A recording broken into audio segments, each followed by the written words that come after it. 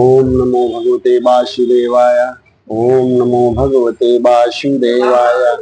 आनंद देवाय, प्रीति देवाय, माधुर्य देवाय, इष्ट देवाय। ओम नमो भगवते वासुदेवाय। कैसे हैं बंधुओं आप सब? आशा है आप सब कुशल मंगल से होंगे। इसी मंगल कामना के साथ श्रीमद् भागवत कथा के 5वें अध्याय में प्रवेश करते हैं। कथा का प्रसंग है प्रेत योनि से धुंधकारी की मुक्ति।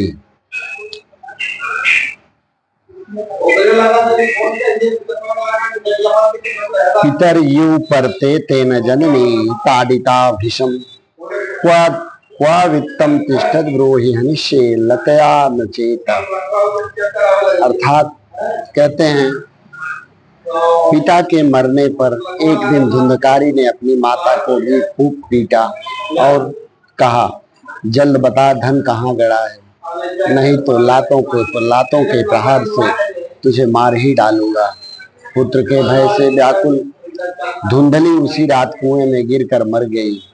गोकर्ण पहले ही तीर्थ यात्रा पर चले गए थे। उनका कोई शत्रु या मित्र नहीं था। घर में धुंधकारी अकेला रह गया था। उसने वहां 5 वेश्याएं रख ली और चोरी के धन से उनका पोषण कर कुकर्मों में निरत रहने लगा। एक दिन उन वेश्याओं ने उससे वस्त्र आभूषण लाने का आग्रह किया और वह कामांध कहीं से बहुत सा वस्त्र और भूषण चोरी करके ले भी आया। सोने चांदी के बहुमूल्य सामान को देखकर रात्रि में वेश्याओं ने विचार किया कि वह तो प्रतिदिन ही चोरी करता है, एक दिन राजा उसे पकड़कर मार ही देगा और साथ में हमें भी मारकर सारा धन छीन लेगा। इसलिए हम स्वयं ही क्यों न इसे मारकर धन लेकर कहीं अन्यत्र चली जाएं। ऐसा निश्चय कर रात उन सबने सोते समय उस धुंधकारी के हाथ पैर बांधकर गले में फांसी लगा दी। ऐसा करने पर भी जब वह नहीं मरा तब उन दुष्टाओं ने जलते हुए अंगारे उसके मुंह में ठूंस दिए अर्थात डाल दिए। अग्नि की ज्वाला से छटपटाकर वह धुंधकारी मर गया और उसके मरते ही उन साहसी वेश्याओं ने वहीं गड्ढा खोदकर उसे गाड़ दिया। इस रहस्य का किसी को भी पता न चला। जब लोग धुंधकारी का हाल पूछते तो वेश्याएं कह देती कि वह धन के लोभ में कहीं दूर चले गए हैं, आशा है 1 वर्ष में आएंगे। स्त्रियों का हृदय बड़ा कठोर होता है, इसलिए उनका विश्वास कभी नहीं करना चाहिए। पर यह बात पतिव्रताओं पर लागू नहीं होती। बाद में वे वेश्याएं सब धन लेकर एक दिन कहीं अन्यत्र चली गई और धुंधकारी अपने कुकर्मों से बड़ा भयंकर प्रेत हो गया। वह वायु रूप धारण कर भूख प्यास से व्याकुल इधर उधर भटकता चिल्लाता फिरता था। गोकर्ण ने कुछ काल बाद लोगों से उसका मरना सुनकर उसके निमित्त विधि पूर्वक गया श्राद्ध कर दिया। वे जिस किसी तीर्थ में जाते उसके निमित्त श्राद्ध किया करते थे। एक दिन तीर्थाटन करते करते वे अपने घर आए और रात्रि में आंगन में सो रहे थे कि आधी रात के समय धुंधकारी भयंकर रूप धारण कर उनके पास आया और वह कभी भेड़, कभी हाथी, कभी भैंसा, कभी राजा, कभी अग्नि बनकर और फिर कभी साधारण पुरुष के रूप में उनके पास आकर खड़ा हो जाता। गोकर्ण ने धैर्य पूर्वक उससे पूछा, अरे तू कौन है? प्रेत है, पिशाच है अथवा राक्षस है? कैसे ऐसी दुर्गति को प्राप्त हो गया है? यह पूछने पर धुंधकारी भयंकर ध्वनि कर उच्च स्वर से रोने लगा, किंतु स्पष्ट कुछ बोल न सका। उसने केवल संकेत किया। तब गोकर्ण ने मंत्र पढ़कर उस पर जल छींटा, जिससे उसका कुछ पाप नष्ट हुआ और उसे बोलने की शक्ति प्राप्त हुई। उसने कहा, अहम भ्राता तदीयो अस्मि धुंधकारीत नामतः स्वकीय नयो दोषेण ब्रह्मत्वम नाचितम मया। अर्थात धुंधकारी प्रेत रूपी धुंधकारी कहता है बंधुओं कि मैं तुम्हारा भाई धुंधकारी हूँ। मेरे कुकर्मों की संख्या नहीं, मैंने स्वयं अपने ब्राह्मणत्व का नाश कर डाला। वेश्याओं ने बुरी तरह मेरी हत्या कर मुझे गड्ढे में गाड़ दिया, जिससे मैं प्रेत हो गया हूँ।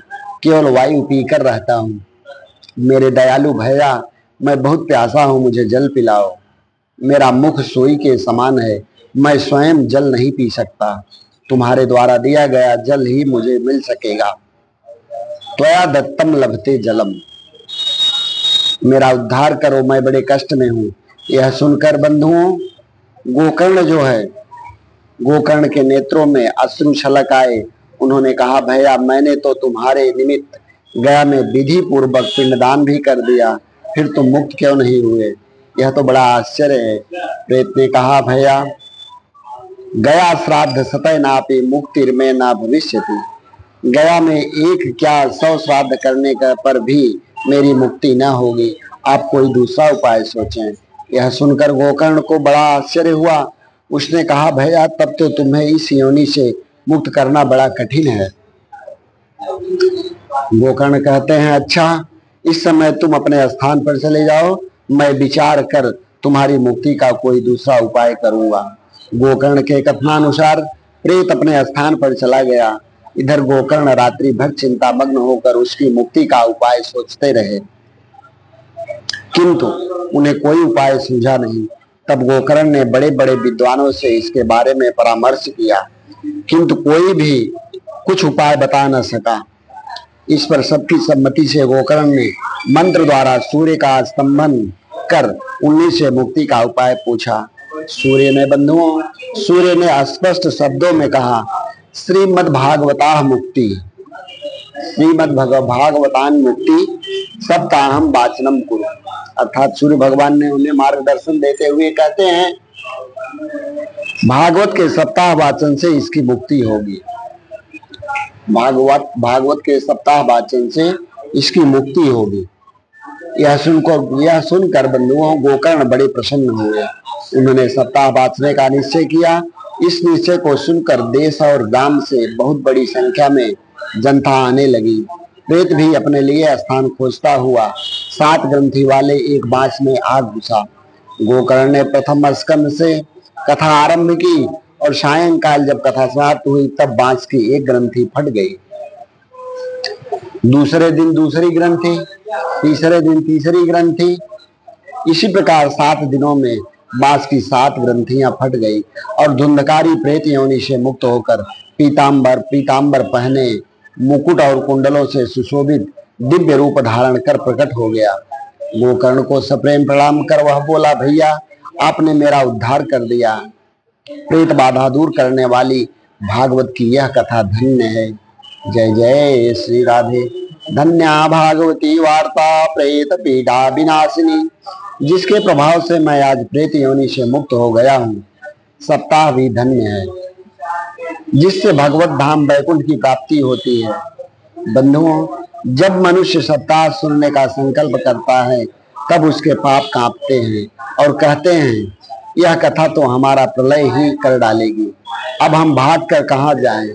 पूर्व जन्म के पुण्यों से इस भारतवर्ष में जन्म पाकर भी जिसने सप्ताह की कथा का श्रवण नहीं किया, उसका जन्म देवताओं ने व्यर्थ बताया है। नाना प्रकार के सुंदर सुस्वादु पकवानों के भोजन से जिस प्रकार को परिपुष्ट किया जाता है, वह शरीर भी नश्वर है। इस अस्थिर शरीर से जो मनुष्य स्थिर धर्मादि का उपार्जन नहीं करता, वह निरा पशु ही है। जिस भागवत की कथा से सूखे बांस की ग्रंथियां फट गई, उस कथा में दत्तचित होकर बैठे हुए मनुष्यों को हृदय ग्रंथि अर्थात वासना नष्ट हो जाए तो इसमें आश्चर्य ही क्या है।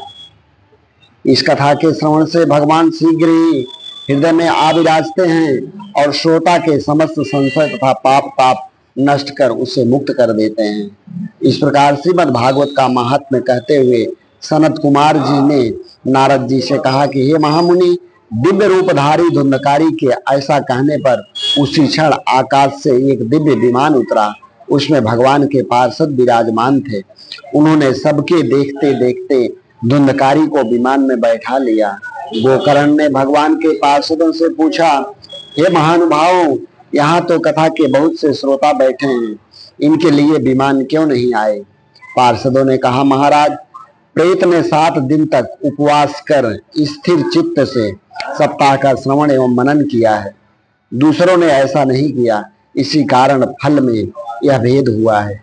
दूसरी बार जब पुनः स्थिर चित्त हो भागवती कथा का श्रवण कर उसका मनन करेंगे, तब ये भी अवश्य मुक्त हो जाएंगे।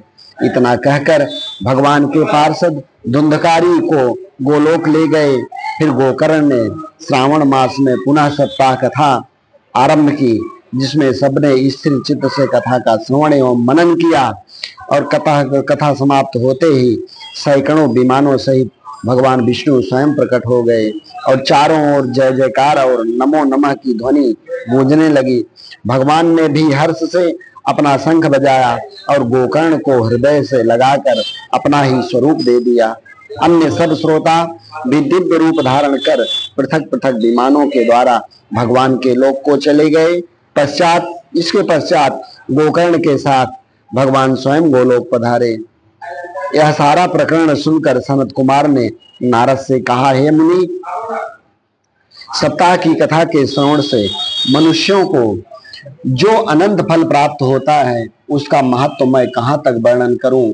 जिन्होंने एकाग्र चित्र होकर गोकर्ण द्वारा कही जा रही सप्ताह कथा का एक पद भी सुन लिया था, उसको फिर मातृ गर्भवास की यातनाएं नहीं भोगनी पड़ी। वायु जल पीकर, पत्ते खाकर, कठोर तपस्याओं से शरीर को सुखाकर और योग द्वारा भी जो गति नहीं मिलती, वह सप्ताह कथा श्रवण मात्र से प्राप्त होती है।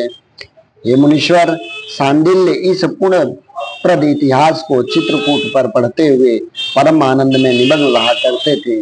एक बार भी जो इस परम पवित्र इतिहास का रसास्वादन कर लेता है, उसकी पाप राशि भस्म हो जाती है। पारणव श्राद्ध में इसके पाठ से पितरों की अनंत तृप्ति होती है।